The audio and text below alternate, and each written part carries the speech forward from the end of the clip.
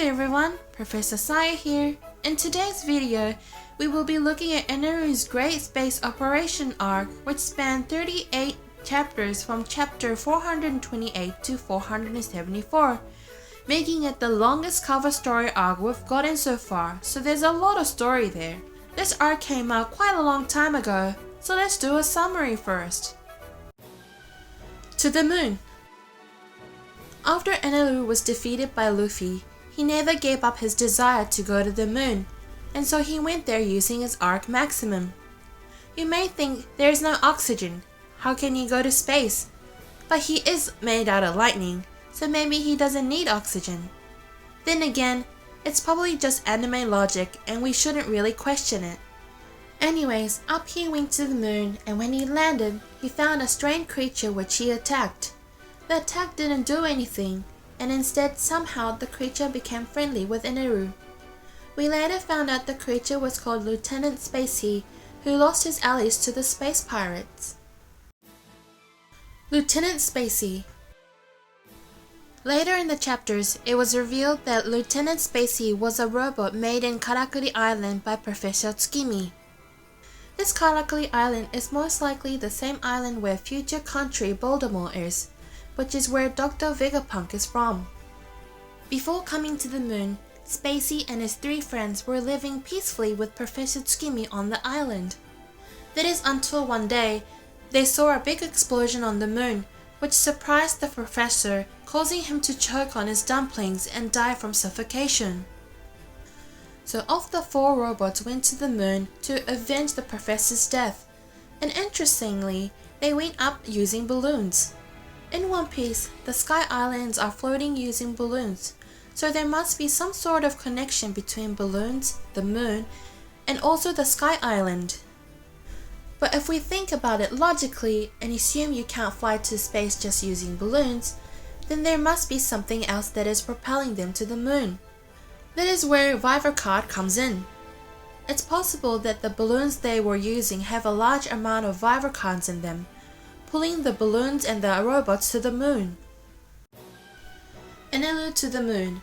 On the moon, Enel was angered by space pirates, so he attacked them and annihilated them. Afterwards, Enel discovered an excavation site that was dug by pirates, and this is where it gets interesting. He explored the excavation site and eventually found a large, seemingly abandoned underground ancient city. For some reason, he attacked the city with his lightning power, and all of the robots in the city woke up. So before Enel came, we can assume the city was just simply out of power or electricity and went to sleep. After attacking the city, Enel finds 2 paintings on the wall. The first one you're seeing right now has painting of 3 people, one that resembles the people who live on Sky Island, one that resembles Shandia, a person who has wings and also robots. On the second painting, we can see 3 people descending from the ship using balloons, while the robots stayed on the ship. I think it's probably safe to assume that these 3 people are the ancestors of the people who now live on the Sky Island. Power. The name of the underground city on the moon is Berka, which is the same name as the place where Enel was born.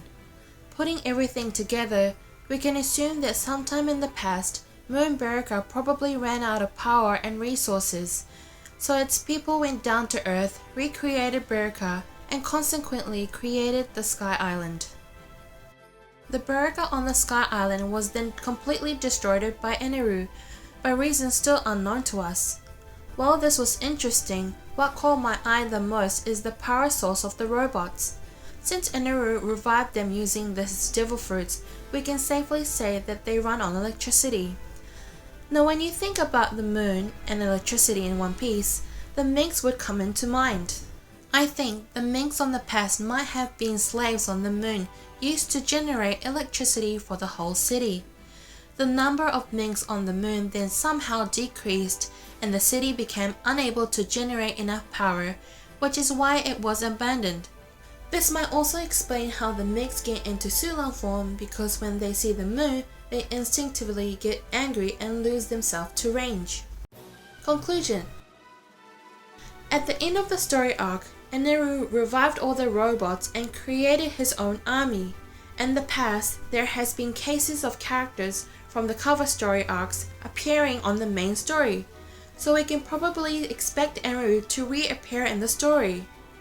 With Wano having deep ties to the Minx and also the moon, it is possible he will appear much sooner than we thought he will. That's it for today's video. As usual, if you liked the video, press the like button and subscribe if you haven't already. See you in the next video!